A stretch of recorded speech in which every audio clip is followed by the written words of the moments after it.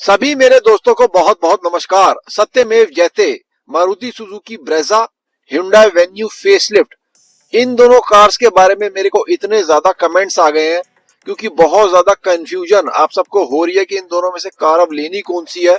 सबसे पहले फ्रेंड्स, आज वीडियो स्टार्ट करने से पहले मैं राहुल जी को बहुत ज्यादा कॉन्ग्रेचुलेट करना चाहूंगा।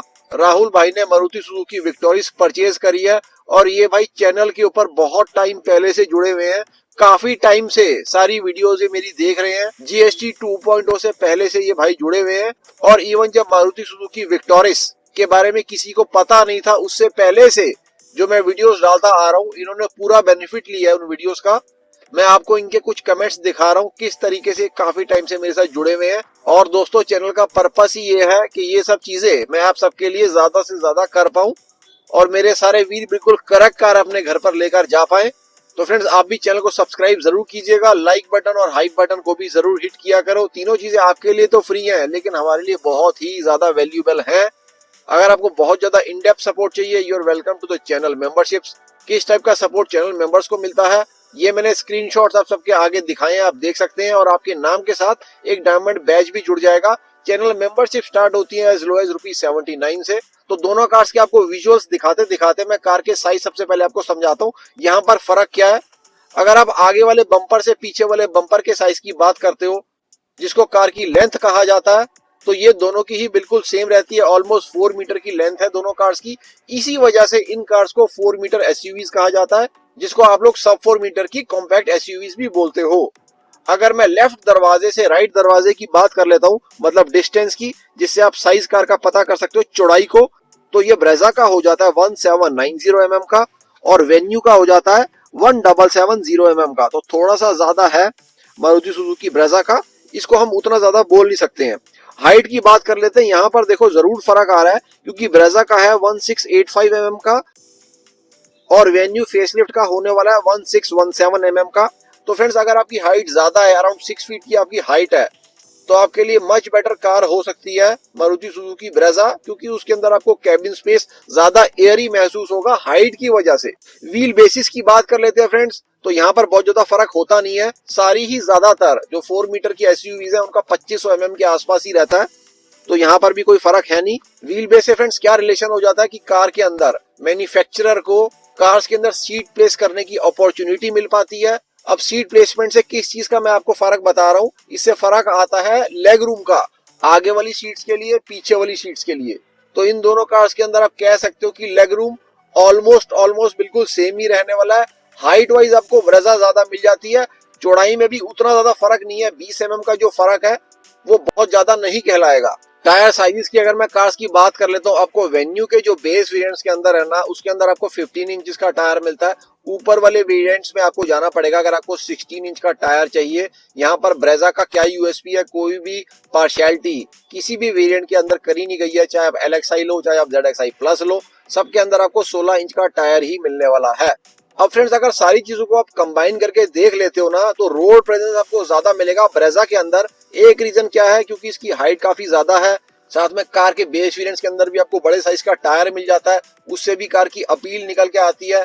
अगर मैं फ्रेंड्स इसके हुड की प्लेसमेंट की बात करता हूँ ना, नई वाली वेन्यू की, तो जो अभी जो वेन्यू आ रही है उसे मच बेटर लग रहा है, क्योंकि अपराइट लग रही है जो न्यू वाली वेन्यू है।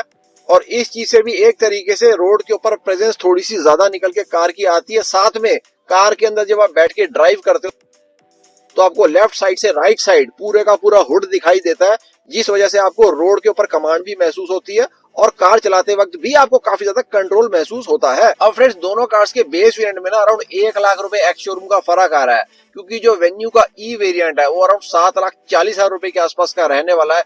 ऑन द अदर हैंड आपकी ब्रेजा का जो रेट है उसके LXI वेरिएंट का, मतलब बेस वेरिएंट का, वो रहता है अराउंड 8.35 लाख एक्स शोरूम।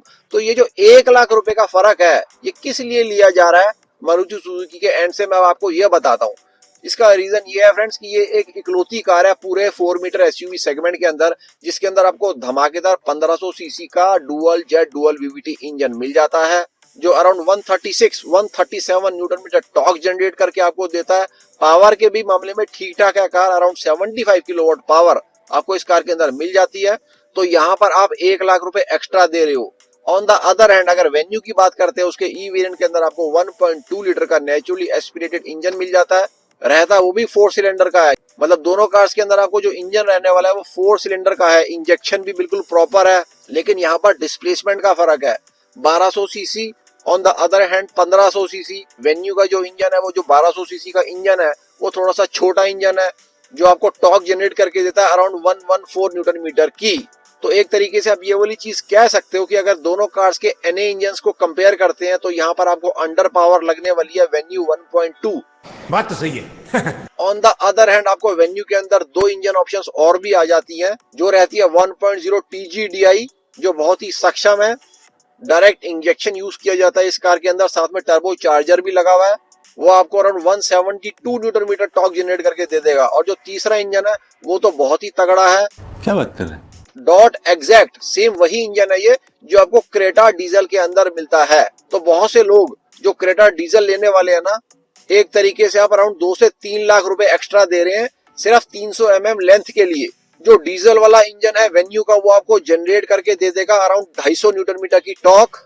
और पूरे इस वक्त दिशा ये भी दिखाई दे रही है कि वेन्यू के अंदर आपको सीएनजी की ऑप्शन आ जाएगी। ऑन द अदर हैंड आपको ब्रेजा के अंदर सीएनजी की ऑप्शन ऑलरेडी आ रही है। अब फ्रेंड्स दोनों कार्स के अंदर ऑटोमेटिक का क्या सिनेरियो, इसके बारे में बात करना बहुत जरूरी है, क्योंकि बहुत से ऐसे लोग हैं जो आपको मिसगाइड कर देते हैं, जिनके पास नॉलेज ही नहीं होती है कि कौन सा ऑटोमेटिक कार के अंदर यूज किया जा रहा है। तो यहाँ पर आपको अवेयर करना बहुत ज्यादा जरूरी हो जाता है। ब्रेजा के अंदर जो आता है वो बेहतरीन ऑटोमेटिक यूज किया जाता है, जिसका नाम है टॉर्क कन्वर्टर, जिसको आप टीसी भी कह सकते हैं। इसके सेकंड बेस वेरिएंट से ही आपको ये चीज मिल जाती है, जिसका नाम है VXI 80 या आप कह सकते हैं VXI टॉर्क कन्वर्टर। जो VXI टॉर्क कन्वर्टर ब्रेजा का रेट रहने वाला है वो अराउंड 12.5 लाख रुपए का है ऑन रोड। हालांकि ऑफर के बाद आप 12 लाख रुपए तक भी करवा सकते हो। ऑन द अदर हैंड अगर वेन्यू की बात करते हैं तो इसके अंदर ना ही आपको डीजल के अंदर ना ही आपको नेचुरली एस्पिरेटेड के अंदर ऑटोमेटिक ट्रांसमिशन की कोई ऑप्शन है। काफी ज्यादा एक्सपेंसिव हो जाती है इसके अंदर। साथ में आपको जबरदस्ती टर्बो कार भी लेनी पड़ेगी, अगर आप नहीं भी चाहते तो भी आपको लेनी पड़ेगी। लेकिन उसके अंदर डुअल क्लच ट्रांसमिशन को यूज किया जाता है।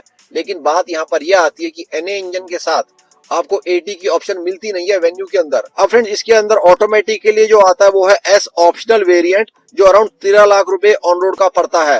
रेट इसलिए ज्यादा हो गया क्योंकि डायरेक्ट इंजेक्शन टर्बो है, साथ में डीसीटी यूज किया जा रहा है, तो इन सब रीजन से कार का प्राइस भी बढ़ जाता है। 7 DCT है फ्रेंड्स टू बी प्रिसाइज। हाँ लेकिन यहाँ पर एक अपर हैंड जरूर है आप लोगों के लिए कि वेन्यू के अंदर आपको 5MT 6MT दोनों ऑप्शन मिल रही है। अगर मैनुअल गियरबॉक्स की मैं बात कर लेता हूँ, on the other hand Brezza के अंदर आपको सिर्फ 5MT की ऑप्शन मिलती है। अब फ्रेंड्स दोनों कार्स की अगर इंटीरियर्स की मैं बात कर लेता हूँ, क्योंकि मेरे को बहुत से लोग कहते हैं कि ब्रेजा की इंटीरियर ऐसे हैं, ब्रेजा की इंटीरियर वैसे हैं। मैं मानता हूँ जो इसका बेस वेरिएंट है, जो LXI वेरिएंट है, उसके इंटीरियर थोड़े से बेसिक जरूर है। लेकिन फ्रेंड्स मैं आप सबको ये भी बताना चाहता हूँ, अगर आपको ज्यादा अच्छे इंटीरियर वाली कार चाहिए तो आप ऊपर के वेरिएंट्स की तरफ जाइए। VXI के अंदर भी आपको इंटीरियर्स ठीक ठाक मिल जाएंगे। On the other hand ZXI और ZXI प्लस के भी इंटीरियर्स आपको काफी अच्छे मिल जाएंगे। तो बात फ्रेंड्स ये वाली हो जाती है क्या कि जितनी चीनी आप डालोगे मिठास तो उतनी बढ़ती जाएगी।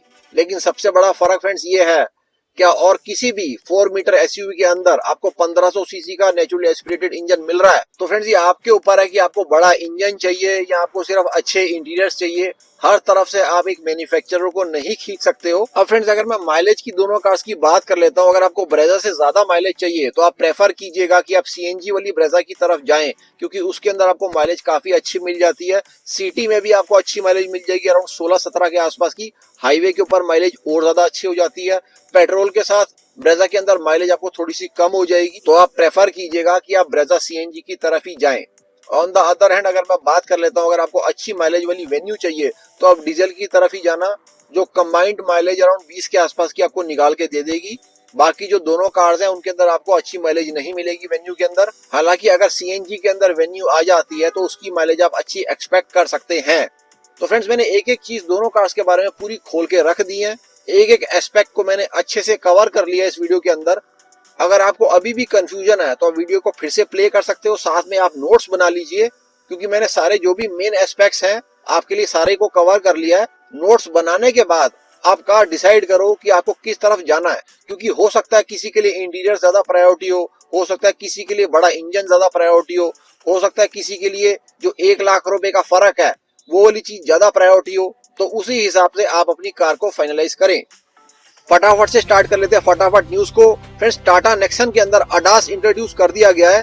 इस कार को ऑलरेडी लॉन्च कर दिया गया है, तो टाटा नेक्सन की आप एक तरीके से कह सकते हो कि सेल और ज्यादा बढ़ने के चांसेस हैं, क्योंकि अडास का फीचर भी कार के अंदर अब आपको मिल जाएगा। साथ में एक और अपडेट मैं कर देता हूं कि टाटा नेक्सन और टाटा पंच दोनों ने कंबाइंड सेल 15 लाख क्रॉस कर ली है जब से दोनों कार्स लॉन्च हुई है। कंबाइंड सेल की मैं बात कर रहा हूँ।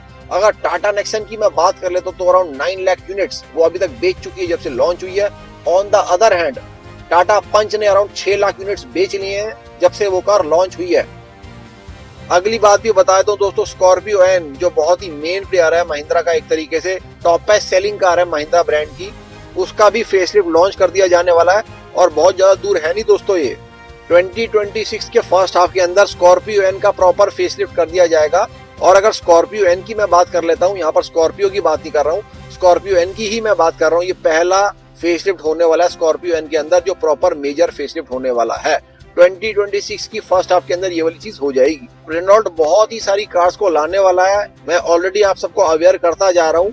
4.3 मीटर लेंथ की एसयूवीज भी इन लोगों की आने वाली है, साथ में और बड़ी वाली एसयूवीज भी आने वाली है, जिसको ग्लोबली तो अच्छे खासे नाम से बुलाया जाता है, बिगस्टर के नाम से।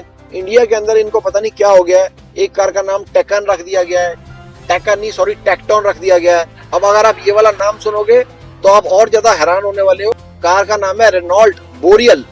बोरियत नहीं कह रहा हूँ दोस्तों, बोरियल, क्योंकि नाम सुन के बहुत ज्यादा लोग मेरे को लगता नहीं है कि इंटरेस्टेड होंगे इन कार्स के अंदर। बोरियल, टेक्टोन।